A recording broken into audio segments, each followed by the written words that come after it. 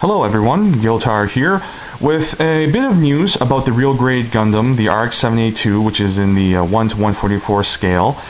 Ni Kyung on his blog has uploaded some photos, some pictures, about the development of this model kit. Now these next few photos I'm going to show you guys are ones that we've seen before but at lower resolution. We're seeing them at a sort of a larger size so we can make out more detail. So the first is of the assembled model kit. Now, I don't know if this is the actual model kit. It kind of looks like it could be the sort of the CAD scan, basically the computer assisted drawing for the model kit.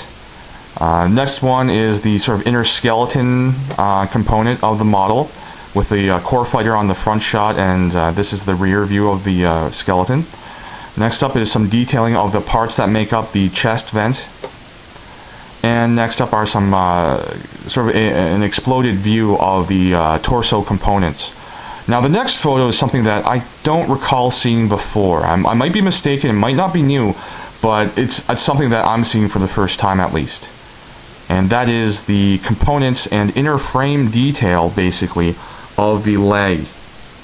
Now first, there are a couple of things that really stood out to me when I immediately saw this. Like when I first saw this, two thoughts came to my mind. First of all was, wow, that's a lot of components for the outer armor bits. And the second thing I thought of right after that was, that really looks familiar. The design of the inner frame looks really familiar, and I thought, well, there's something nearby that I can look to compare it to. And that is my Master Grade 1 to 100 scale RX-78-2 Gundam. This is the 1 Year War kit. And if you guys can make it out here, the shapes that we see in the leg, especially at the calf area and the shin and the thigh here, really resembles what we see here for the Real Grade model.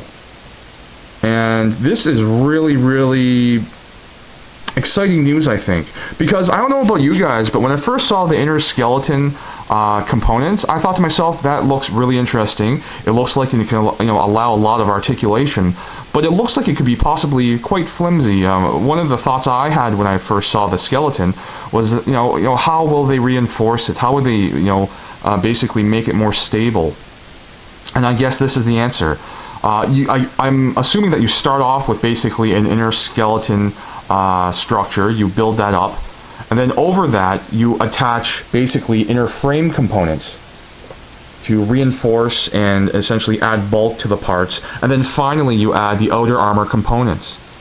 And quite frankly, this is something that's surprising to me. I mean, we're considering a 1 to 144 scale model kit with this level of complexity in design, and that's, for me at least, an extremely exciting prospect. Because let's look at this. Just one moment here.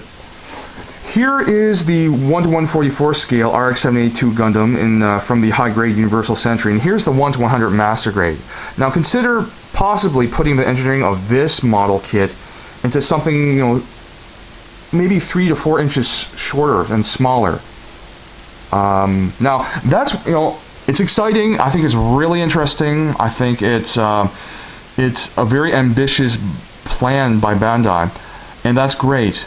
My number one concern about the model kit, though, is how stable, how solid will it be when it's assembled? Because even though the inner frame or inner skeleton is reinforced by these inner frame components that go over it, I'm thinking about the number of small bits and pieces that go over on top, essentially the armor of the Gundam's leg. At that size, I'm imagining that they're going to be quite fragile, and that possibly the connection points might not be that strong, and there might be issues with looseness of parts. We might get a really great little model kit, but if it can't stay together, that's not a great thing. So that's my number one concern. But aside from that, I think I'm going to be optimistic. I'm having high hopes for the Real Grade model kit. It's really exciting, because if Bandai can indeed produce a model kit at this scale with this level of complexity, and also have it result in a solid and stable model kit, my thoughts are basically, what does that mean for the high grade line? If we can do this with the Real Grade, will the Real Grade line here be a future sort of inheritor of what we know now as the high grade. And then in turn, what does this mean for the development of the master grade and perfect grade? Because the thing is that if we can put master grade level design in a high grade scale, in the 1 to 144 scale, then that means, shouldn't the bar be raised for master grade? And shouldn't the bar be raised for perfect grade? I mean, let's consider the perfect grade 00 riser, which is a very fine kit by all accounts, but a lot of people did express some disappointment in that it didn't meet the level of maybe of complexity of just simply design that the previous perfect grade model kits reached. So there might be some cynicism coming in, even though people might praise the real grade model kit if it's successful. I'm thinking some other people might be then thinking, well, what's so great about master grade and perfect grade aside from the size? If we can make a real grade model at a 1 to 144 scale, then shouldn't we expect much more from a 1 to 100 master grade? And in turn, shouldn't we expect much more from a 1 to 60 perfect grade?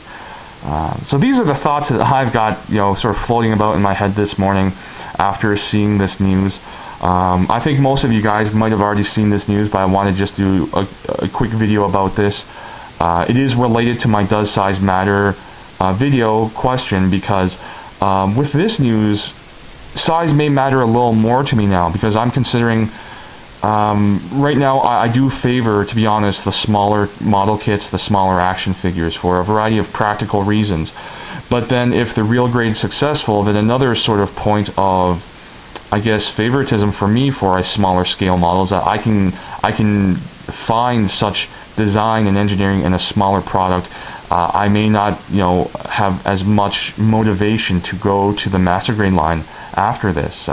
But that's just speculation. We don't know anything else yet. This is all great, fine and dandy. We're seeing the model on paper, but the real test is we need to see the model assembled in our hands and see, does it hold up to the hype that is surrounding this upcoming ambitious project by Bandai.